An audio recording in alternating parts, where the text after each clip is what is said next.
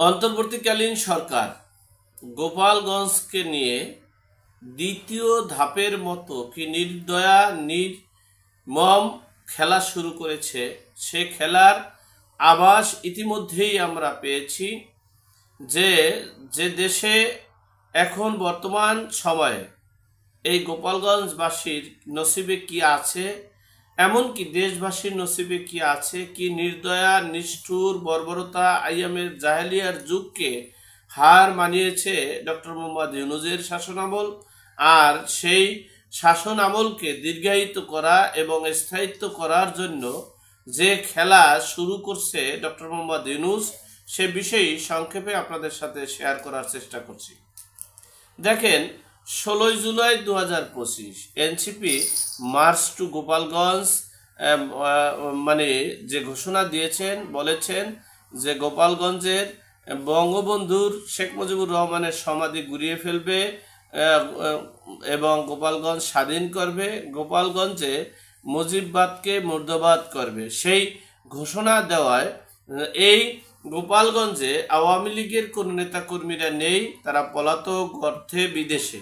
ঠিক সেই মুহূর্তে এই গোপালগঞ্জ জেলার সাধারণ জনগণ তারা তাদের অস্তিত্ব রক্ষার জন্য, তারা তাদের নিজেদের আত্মরক্ষার জন্য প্রস্তুতি নিয়ে দাঁড়িয়েছিল। ঠিক সেই মুহূর্তেই এই এনসিপির নেতাকর্মী প্লাস আইন শৃঙ্খলা রক্ষাকারী বাহিনীরা তাদের উপরে ঝাঁপিয়ে পড়েছে।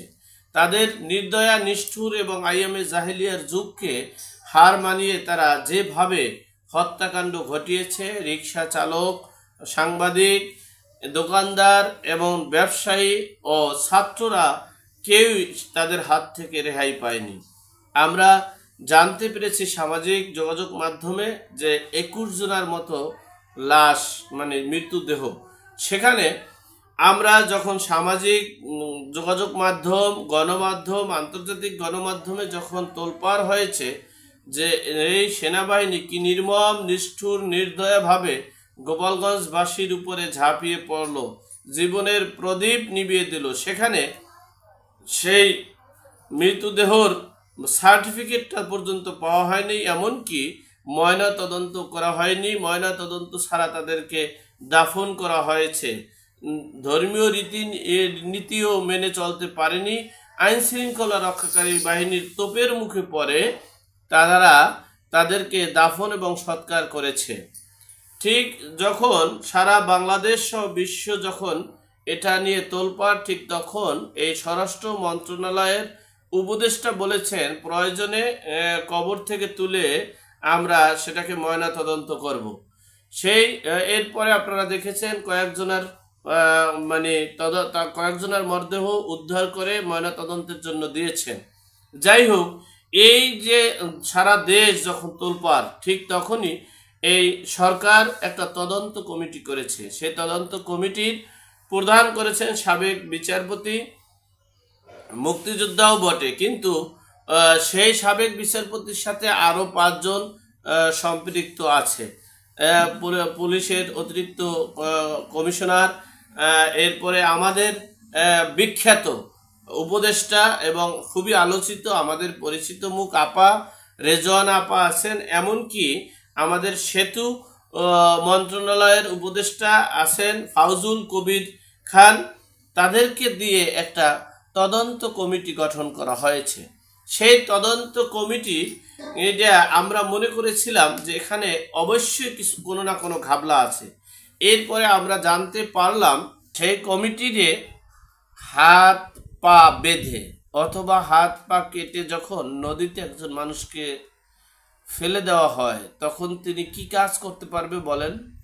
ঠিক তেমনি এই তদন্ত কমিটিকে 5টা ধাপ দিয়েছেন কাজ করার জন্য, এর বাইরে কোনো কাজ করতে পারবে না।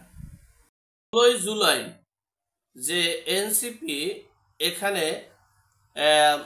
পদযাত্রা করেছে, সেখানে এই যে দুর্বৃত্তকারীরা, যে নিষিদ্ধ ঘোষিত ছাত্রলীগ আওয়ামী লীগের লোকজন যে তাদের উপরে হামলা করেছে, সেই হামলাকারীদেরকে শনাক্ত করতে হবে। 2 নম্বর অপশন হচ্ছে সেই হামলাকারীদের সাথে তাদের কি কি অস্ত্র, কি কি সরঞ্জামাদি এবং কেন তারা করেছে, কোন উদ্দেশ্যে করেছে, সেগুলো তদন্ত করে বের করতে হবে। তৃতীয় নম্বর হচ্ছে এই পরবর্তীতে যাতে এই গোপালগঞ্জের প্রতিটি আনাচে কানাচে যে যদি সভা সমাবেশ করে তাহলে কি কি আশঙ্কা করা যাচ্ছে সে বিষয়ে একটা তদন্ত প্রতিবেদন দিতে হবে। পরবর্তী সময়ে যেন এখানে আর কোনো হামলার মতো কোনো ঘটনা ঘটতে পারে কিনা বা ঘটবে কিনা সেই বিষয়ে একটা তদন্ত দিতে বলেছেন এই তদন্ত কমিটির কাছে।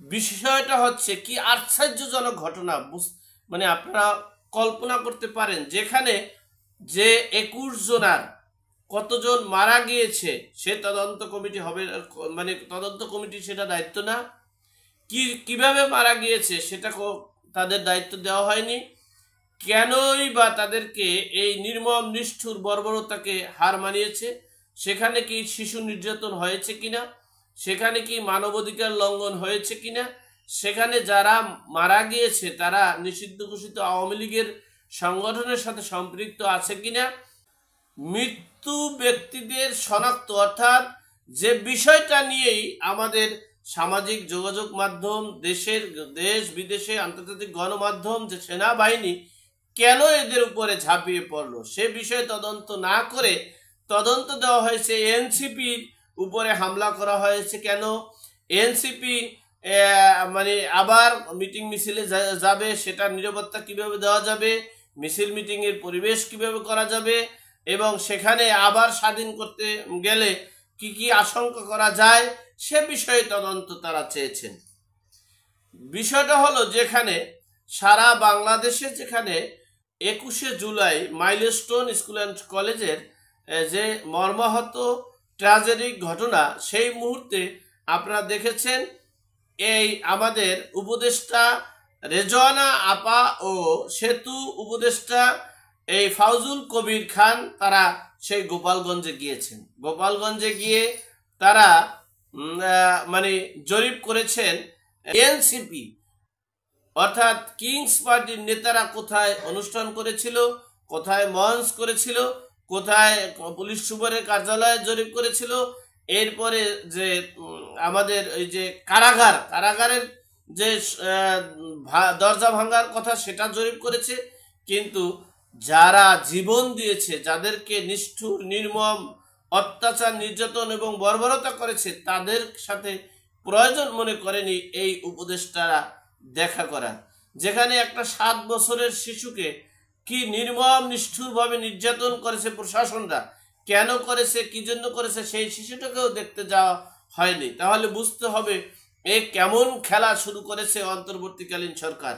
কি আছে গোপালগঞ্জের জনগণের কপালে, কি আছে সাধারণ জনগণের কপালে একমাত্র আল্লাহ পাক রব্বুল আলামিন জানে। সেই সাধারণ জনগণ বাংলাদেশের 95% জনগণ এখন জীবনের নিরাপত্তাহীনতায় ভুগছেন, তারা যে আতঙ্কে আছেন কল্পনার বাহিরে। আল্লাহ আমাদের সকলের বিপদ আপদ বালা মুসিবত থেকে হেফাজত করুক, আমিন। আসসালামু আলাইকুম।